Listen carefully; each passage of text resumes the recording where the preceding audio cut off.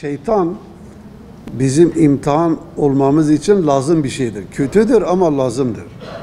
Bu sefer şeytan karısına vesvese veriyor, çocuğu kandırmaya çalışıyor. Ondan sonra onun yerine bir koç geliyor, onu kurban kesiyor, tamam. Annesinin çocuğunu teslim ediyor, götürüyor ya, annesi şüpheleniyor. Yani bir şey var, bu çocuğu götürüyor. İbrahim Aleyhisselam sonra Cenab-ı Allah ona emir veriyor. İsmail Aleyhisselam da biraz daha büyüyor.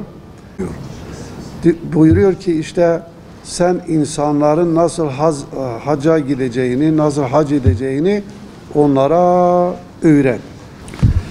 İbrahim Aleyhisselam ile Resulullah sallallahu aleyhi ve sellem zamanında işte 3000'den belki biraz daha fazla bir zaman geçmiş.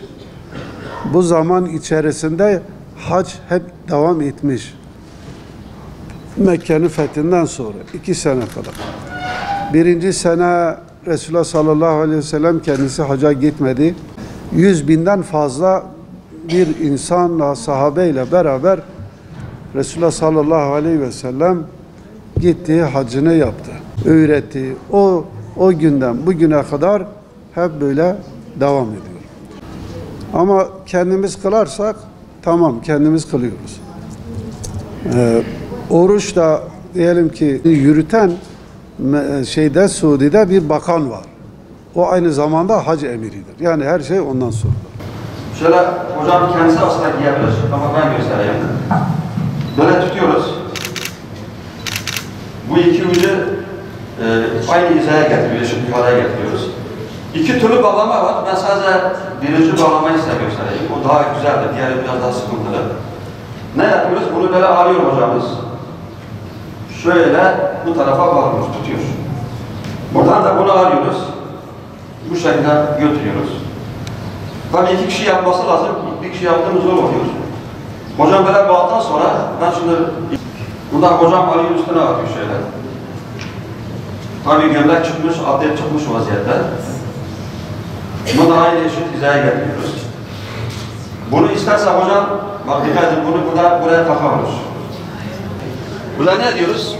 Arapça diyoruz ki Allahümme inni uridu tavafe beytike mescidel haram seb'ate eşvadi tavafe umre feyesihu li ve takabbalihu minni diyoruz. Arapçası. Türkçesi Ya Rabbi niyetim sen rızan için aynen böyle yapıp duruyoruz. Umre'nin tavafını yapmaya bunu benden paylaştır ve kabul eyle diyorsun. Bismillahirrahmanirrahim. Ekber. Başladık. Bismillahirrahmanirrahim. Ve buraya geldiğimiz zaman buradan itibaren buradaki duayı okuyoruz. Mesela Bismillahirrahmanirrahim. Allahümme imanen dinle. Siz de söylüyorsunuz. Yavaş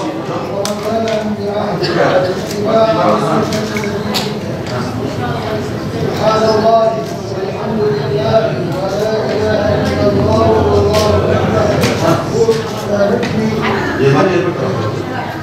geliyoruz. Burada dualarımızı hepsini inşallah okuyoruz. Okuduk. Şimdi bu yıl hacca gidecek hacı adaylarımız 2020 yılında kurası çıkanlardır. Ama 2020 yılında ülkemize 84.000 hacı için vize verilmişti. Ama bu yıl bu 84.000 gidemiyor. 38.700 kişi hacca gidebilecek. Bizim ilimizden de 830 kişiye çıktı.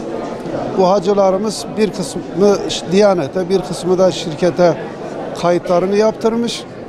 Ama daha gidiş tarihleri de belli olmamakla beraber biz bugünden itibaren yani 3 gün üst üste bu camimizde Şanlıurfa'mızın merkezinde oturanlar için burada biz seminer düzenliyoruz. Hacca gitmeden önce onları bilgilendirmek istiyoruz.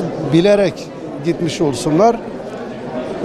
Bu bizim verdiğimiz seminere hem şirketlerimizle giden hacılarımız geliyor, hem de Diyanet İşleri Başkanlığı organizasyonuyla hacca gideceklere yine aynı ikisine beraber biz hizmet ediyoruz, seminerlerimizi veriyoruz. Bugün seminerin 1. günü 2 saatlik dersi ben anlattım. Bundan sonraki günlerde bizim tecrübeli görevlilerimiz bu dersleri anlatmaya devam edecekler. İşte nasıl tavaf edileceğini, nasıl orada hareket edileceği, ibadet edileceğiyle ilgili burada tatbikatlı bir şekilde arkadaşlar bilgi verecekler. İhram nasıl bağlanır, nasıl niyet edilir, nasıl ihrama girilir. Bütün bunları bu seminerlerde biz öğretiyoruz. Kafilelerimizin düzenlenmesi ve tarihi belli olduktan sonra o kafilede görevli hocalarımız yine herkes kendi hacısıyla yine bir gün toplantı yapacak. Ama şimdiden bizim onlara söylemek istediğimiz Şanlıurfa'mızın her ilçesinde hacca gitmeden önce aşı yaptırılması gerekiyor. Her ilçede sağlık teşkilatımız belirli yerlerde bu hacılarımızın aşılarını yapıyor. Kendilerine de bir kart veriyorlar. Bu aşı kartı olmadan oraya giriş mümkün olmayacak. Özellikle hacılarımız biz onlara söylüyoruz, yine ikaz ediyoruz. Aşılarını olup kartlarının da yanlarında bulundurması gerekir. Yani özet olarak böyle gidenlere Allah kabul etsin diyoruz. Şimdi o havayı yakalamak için işte bu seminerlere katılması lazım. Bu seminerlerde buradayken yapması gereken şeyleri de bize öğretiyoruz.